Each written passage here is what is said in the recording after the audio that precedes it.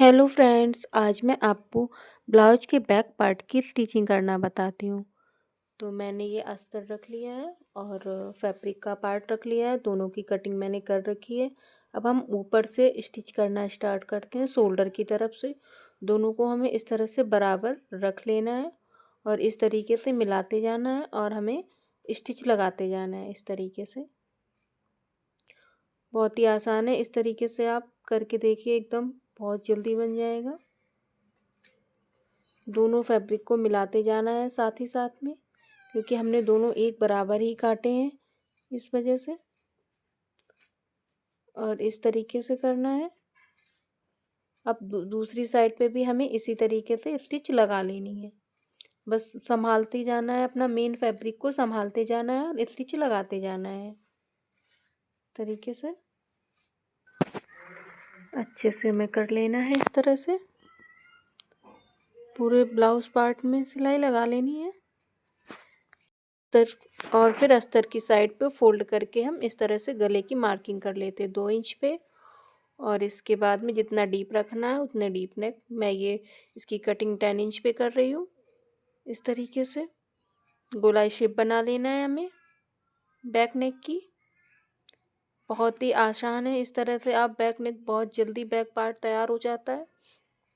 इस तरह से शेप दे देंगे हम अपना, जिस तरह का गोल राउंड शेप रखना चाहे उस तरह से हम दे देते हैं।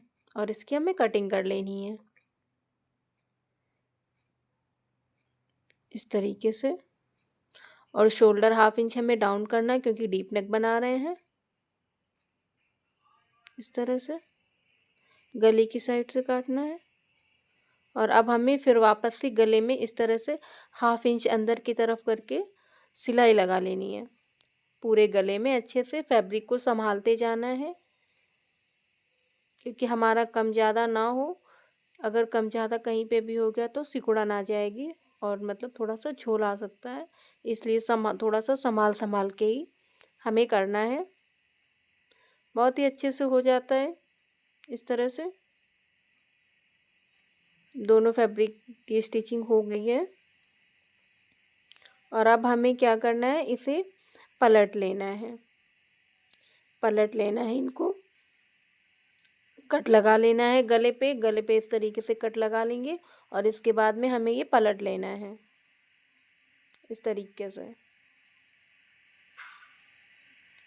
ऐसे पलट लेंगे खूब अच्छे से एकदम से।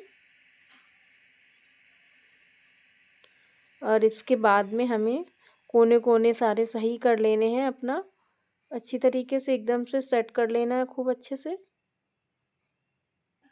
इस तरीके से। अब हमें एकदम कॉर्नर से शुरू करनी है, इस तरह से सिलाई लगानी है एकदम, तो टॉप स्टिच लगा लेनी है, जिससे हमारा पार्ट एकदम फिनिशिंग के साथ तैयार होगा और दिखने में भी बहुत अच्छा लगेगा। इस तरह से हम पूरे में ही सिलाई लगा लेंगे। या आप चाहो तो प्रेस भी कर सकते हो, पर मैं यहाँ पे सिलाई ही लगा रही हूँ। और गले पे भी लगा लेते हैं, क्योंकि गला भी हमारा इसी तरह से रेडी हो जाएगा। हमें गले में कुछ भी करने की फिर ज़रूरत नहीं पड़ेगी। इस तरह से हमारा नेक भी रेडी हो गया है पूरा इस तरीके से। आप एक बार इस तरह से ब्लाउज़ की स्टिचिंग करके देखना, बहुत ही आसान तरीके से हो जाएगी। बहुत ही सिंपल है इस तरह का ब्लाउज़ बनाना अस्तर वाला।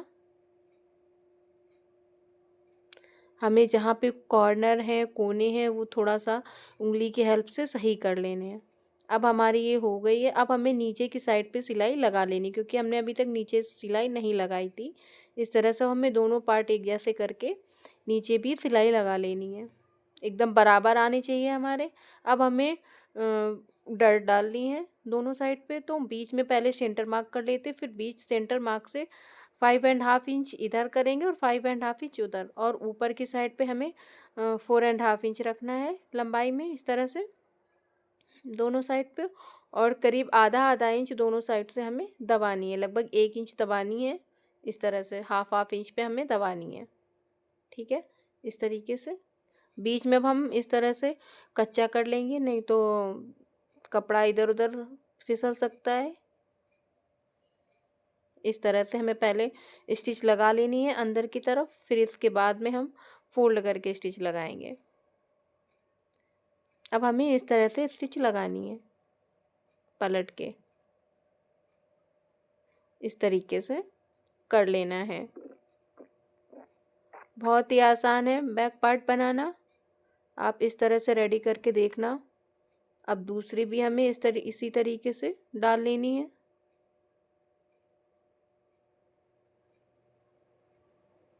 दोनों डट पड़ गई हैं हमारी। हमारा पार्ट रेडी हो गया। आप लोग बताइएगा कि आप लोगों को ये पार्ट कैसा लगा। Thank you.